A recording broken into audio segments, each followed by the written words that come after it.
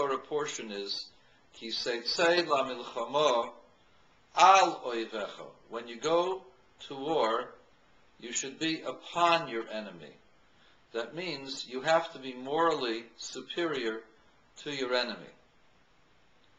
The enemy is a formidable enemy. The enemy believes in its own righteousness and believes it to be superior. And therefore, you cannot just dismiss an enemy just because the enemy looks backwards and behaves as if it belonged in a different century. You never underestimate your enemy, because that is the danger in underestimating people who want ill of you. The enemy of America went and used very simple weapons in order to produce enormous destruction. It wasn't just that the enemy destroyed the two most prominent and well-known buildings in America that were symbols of America's wealth and culture. They almost destroyed not just the Pentagon, they were after the White House and the Capitol buildings. And only a miracle and the courage of some patriots who risked their lives knowing full well that they would die prevented even greater tragedy. As it was, the intent of these attacks was to destroy the confidence of the American people, and by doing so, to destroy their will and destroy the financial markets. And they almost succeeded in the financial markets. What did they use? They used simple items in order to cause destruction. They used cutters, box cutters, in order to overwhelm a plane and to take a passenger plane and use it as a weapon of mass destruction. What does this teach us? This teaches us that small items that seem insignificant, can be used to destroy things in a large scale, and therefore the converse is true, that small items used in a constructive way can actually negate the effect of the destruction of 9/11.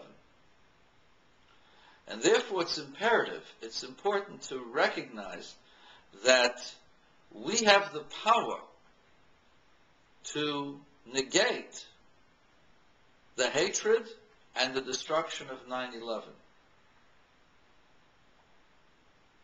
How so? The answer is by doing things that are overlooked. One of the things that's overlooked was the request by the Lubavitcher Rebbe that all Jewish people study parts of the Torah that are equal to all people, that everybody can do. And he called this the call to study Chitas, which is Chumash, Tehillim, and Tanya. I will focus today on the Chumash, on the element of the Ches of the word Chitas. The Torah is a vast collection of law and philosophy, as well as spirituality. The basis of the Torah are the written words of the 5 books of Moses. These 5 books have been transcribed from scribe to scribe with amazing accuracy. No other book in the world is as accurate as the letters and the words of the 5 books of the Torah. And these 5 books contain within them the spirituality and the history and the energy of the entire world. Where it says, Istakel Boraita Uvra Alma. God looked into the Torah and created the world.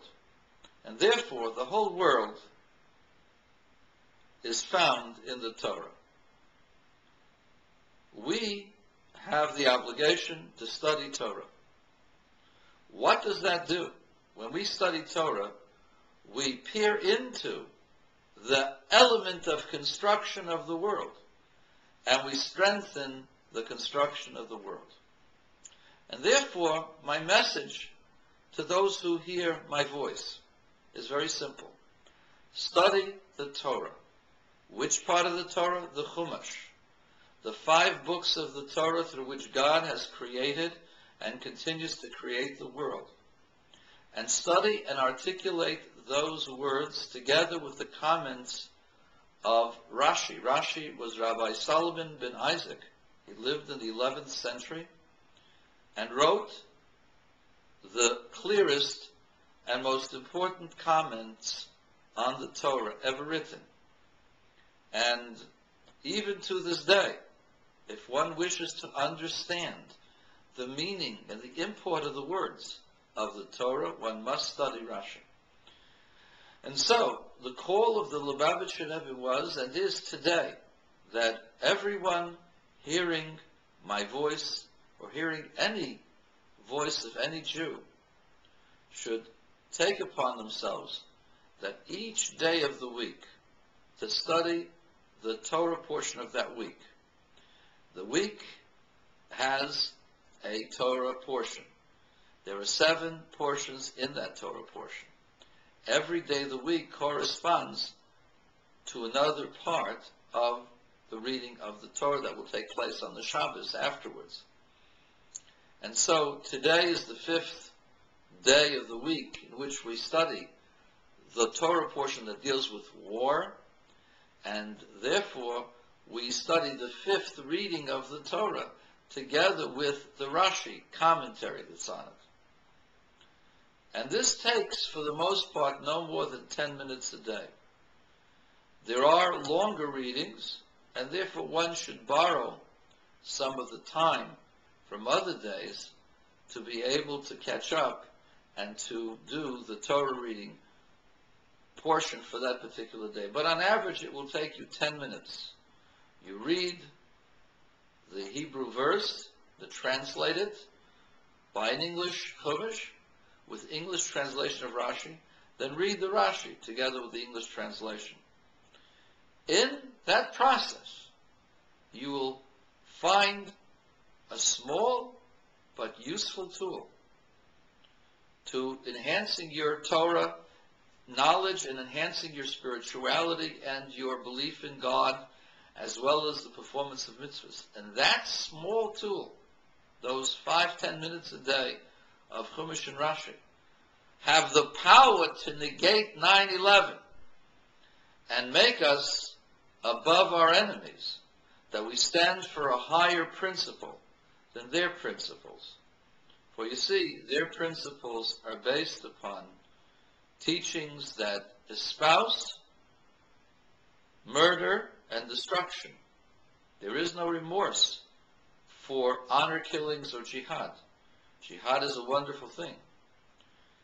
Even where the Torah commanded us to rid ourselves of certain elements, the Torah made sure that we would do so in a merciful fashion and provide outlets for their safe survival. Even the most despicable of people, it appears according to Rambam that Amalek could also do tshuva and can be accepted and received as converts. And so the Torah teaches us that even with our worst enemies, we have to provide an outlet